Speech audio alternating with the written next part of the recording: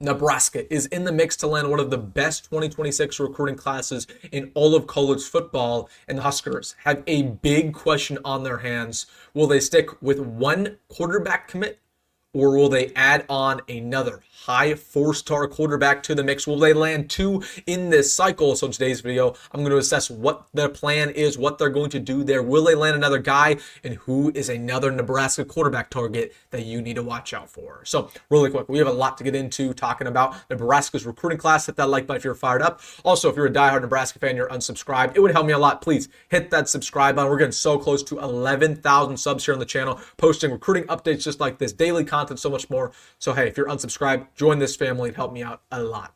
But without further ado, let's get into it, talking about Nebraska's situation with the 2026 recruiting class, whether or not the Huskers will take another quarterback. Now, as of right now, they only have one. Of course, this is Dayton Raiola, younger brother of Dylan Raiola. He announced his commitment in the fall of last year. And Nebraska has a little bit of a problem on their hands, as right now you only have four scholarship quarterbacks on the roster. Of course, that's Dylan Raiola, Marcos Davila, transfer from Purdue, Jalen Gramstad, and true freshman TJ Lateef. But talking about next fall going into 2026, you're only going to have three, maybe two of those guys, Dylan, TJ, and maybe Marcos Davila, sixth round for yet another year. But you probably need to land two to have that depth going forward. And there's also a question around how legit of a talent is Dayton Raiola. Like, you want your quarterback class to count every single year. You want to bring in a quality quarterback in the 26 class, in the 27 class, and the 28 class. And you don't want to waste that spot on a guy who might not necessarily work out. And I know we look at the last name around Dayton and we assume, he's going to be just as good as his brother, but let's be completely frank, Dayton's not as good of a prospect as his brother, right? He has that great arm strength. He makes some good reads at times. He's smart. He's dedicated to the game. He grew up to be a big Husker fan. He's a good kid off the field.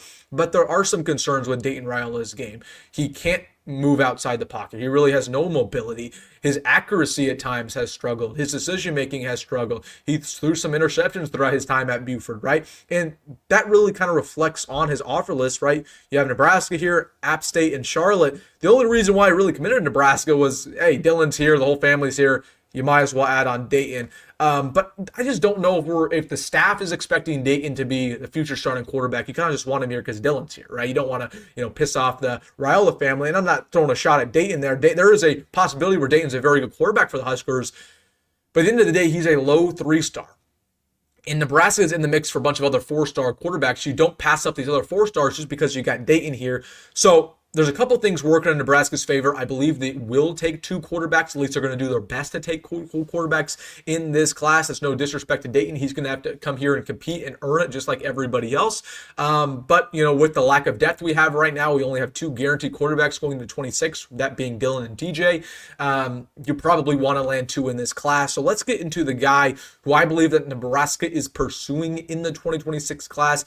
This is very high 4-star Oscar Rios, coming out of California, listed as a top 150 player in America, 6'3", 175 pounds, a lot of good offers. He was a long-time Purdue commit, and then Purdue, of course, fired their head coach. He decommitted, but Nebraska, they were after him heavily. They wanted him more than Dayton, and then when Oscar Rios committed to Purdue, they said, okay, we're going to give you the green light, Dayton, for you to commit to Nebraska. But Oscar Rios, of course, now back on the table. The Huskers have shown interest once again that they want him. I actually really like Oscar Rios as a prospect. He kind of reminds me of TJ Lateef a little bit, both of those guys being California kids. A lot of people always ask, when are we going to get a true dual threat again? This is kind of a dual threat quarterback. Last year, he ran for 700 yards for his high school squad. He got some speed on him. He's lengthy. But also, man, he is a very accurate quarterback. He threw for over 2,500 yards, 22 touchdowns, and only 6 interceptions on the year. Really good accuracy. He's a 3-year starting quarterback for one of the best high school programs in all of California. He has a 73% completion percentage. This is one of the best in California. So he's incredibly accurate. He got some good arm strength on him. He's developed when it comes to his mindset, when it comes to his reads. So I actually really like Oscar Rios as a prospect. Now, there's some other good schools here in the mix, but Purdue, obviously, they tried to lock him down. He decommitted, but Nebraska, I'd say right now, is the odds-on favorite. Would not be shocked if the Huskers get him on a visit very quickly because they had a lot of interest there originally. A lot of interest there. They like these California quarterbacks a lot. Nebraska's had success with some quarterbacks coming out of that state. Obviously, Ader Martinez, the most recent one. But I would not be shocked if they get 2 in this class, and Oscar Rios is the name I would watch out for there. So, listen, I just want to facilitate quarterback or a competition at that quarterback spot. I want to bring in 2. I think the staff wants to bring in 2. This is the guy I would watch out for. All the other guys Nebraska's offered at that quarterback spot pretty much already committed elsewhere. So, Oscar Rios is the name there. Again, Dayton's a good quarterback. I just don't know. Dayton's not a 4-star generational prospect that Dylan was. And if he was, you'd feel completely comfortable only bringing in 1.